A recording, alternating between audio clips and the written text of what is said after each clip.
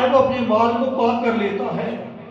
جو زکوٰۃ ادا کرتا ہے رب تعالیٰ کی ذات اس پر جہنم کو حرام کر دیتے ہیں۔ زکوٰۃ ادا کرنے سے ایک تو فریضہ ادا ہوتا ہے، دوسرا صلہ رحمی کا بھی ثواب ملتا ہے، لیکن زکوٰۃ ادا کرنے سے بھی کام نہیں بنے گا۔ روزہ یہ بھی تقویٰ ہے۔ سرکار نے ارشاد فرمایا، اے میرے غلاموں، جو انسان روزہ رکھتا ہے، روزہ اس رب کی رضا کے لیے رکھتا ہے، روزے کو کامل توڑ چاڑتا ہے، لیکن سرکار فرماتے ہیں کہ وہ انسان جو مالک کی رضا کے لیے روزہ رکھے گا اس کے لیے بھی جہنم حرام کر دی جائے گی۔ لیکن روزہ رکھنے سے بھی کام نہیں بنے گا۔ آگے کیا ہے؟ رب تعالیٰ فرماتے ہیں اتقوا اللہ، ہر نیکی اس تقوی میں آتی ہے، لیکن آگے ایک منفرد حکم ارشاد فرمایا وَكُونُوا مَعَ الصَّادِقِينَ، یا الہی روزہ رکھ لیا، حج کر لیا، نماز پڑھ لی، سارے نیک کام کر لیے، یا الہی ابھی کوئی چیز باقی ہے؟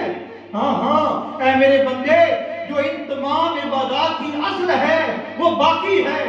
وہ کیا ہے؟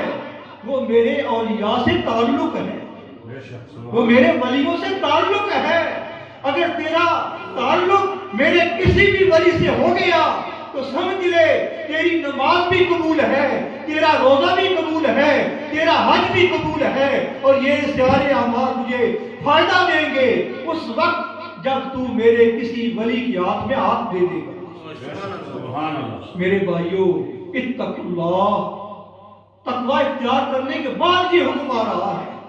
صرف یہی نہیں نماز پڑھ لو، روزہ رکھ لو، حج کر لو، سارے نیک اعمال ہیں، لیکن اس تقوی میں آتے ہیں اس کے باوجود آگے ارشاد فرمایا وَكُونُوا مَعَ الصَّادِقِينَ، میرے ان سچے بندوں کے ساتھ اپنی سنگت بنا لو، اپنا ہاتھ ان کے ہاتھ میں دے دو۔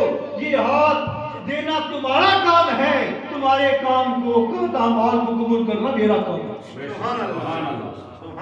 میرے بھائیوں، اہل سنت و جماعت کا جو طریقہ ہے کہ ہم اولیاء کرام کے ہاتھ میں ہاتھ دیتے ہیں، غور کیجئے، میرا ہاتھ حضور ضیاء الامت پیر محمد کرم شاہ الازی رحمۃ اللہ علیہ کے ہاتھ میں، آپ کا ہاتھ حضور خواجہ پیر سیال کے ہاتھ میں، آپ کا ہاتھ